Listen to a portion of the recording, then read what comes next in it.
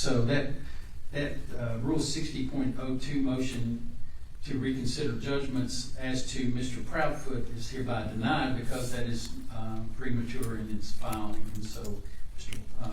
Frizzell, if you'll do an order as it relates to Christopher Proudfoot, I think his case is case number 3893, 2024 civil, because it's premature at this time. Also in front of me is the state's motion to clarify the intent of the order of protection. The order of protection speaks for itself. It's pretty plain in its language, but it covers what it doesn't cover.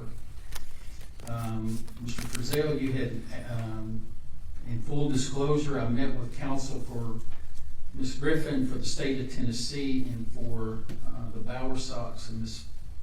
Proudfoot in chambers before coming out. The parties have asked this court to set this matter to a hearing date separately than from today.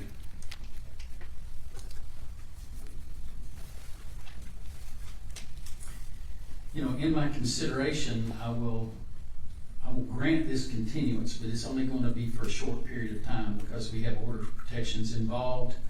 These order of protections that are filed are in effect, as the court sees them, they're in effect currently except to Mr. Proudfoot's, which is an ex parte, and it remains in effect as an ex parte until we have a hearing on all of these matters at the same time. Council will get their calendars out. Mr. Moore, are you going to represent, you and Mr. Kowski going to represent the Bowersox and the Proudfoots, or just one party? Your Honor, I believe we can do both because it does seem to be the same. You're going to represent all four parties then? There's four different orders of protection. There's one that's been granted for Terry Bowersox, Senior, Maddie Bowersox, Katie Proudfoot. The only one that has not been heard yet is Christopher A. Proudfoot, and that was set, and I'll set that for a hearing on the same day that we take all these up at the same time. Yes, Your Honor. I believe it was our agreement with the Proudfoots. We represent Katie Proudfoot and Christopher Proudfoot. We can certainly talk to them about potentially representing the Bowersox if they need representation, but as it stands right now, Okay. it's the Proudfoots. I just want to make sure that's clear for the record of who your clients are. Thank you, Your Honor. I don't want to address you in matters regarding the Bowersox if you're not representing them.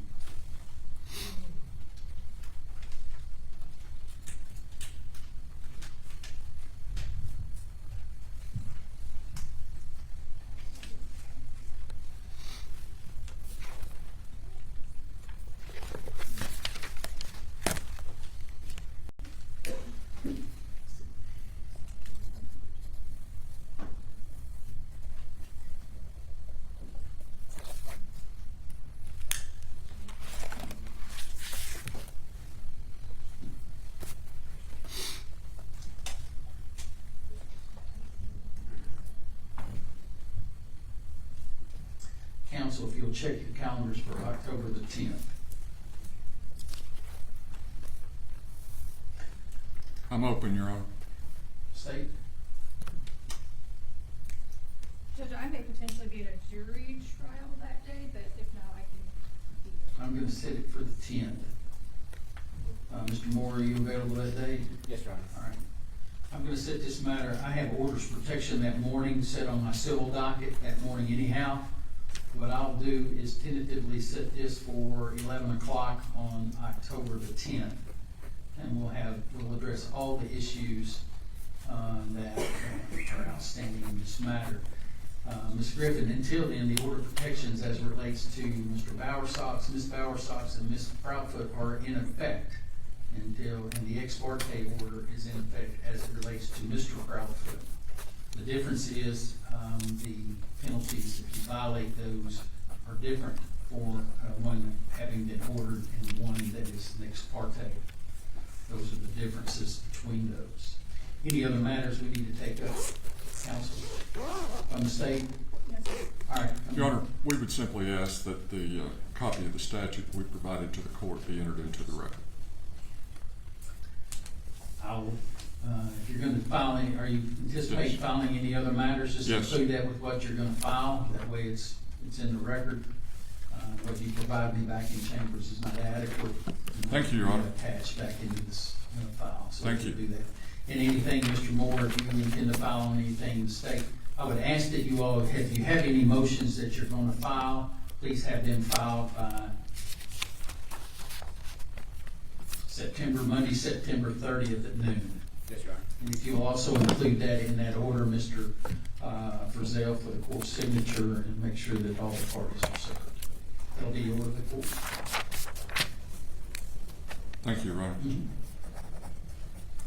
The date again in September for the motions to be filed. September 30th, Monday, September 30th at 9 o'clock for the motions.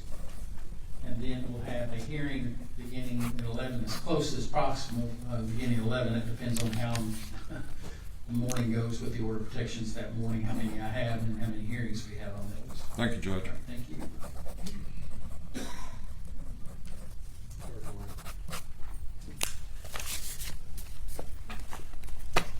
May we be excused, Your Honor. May.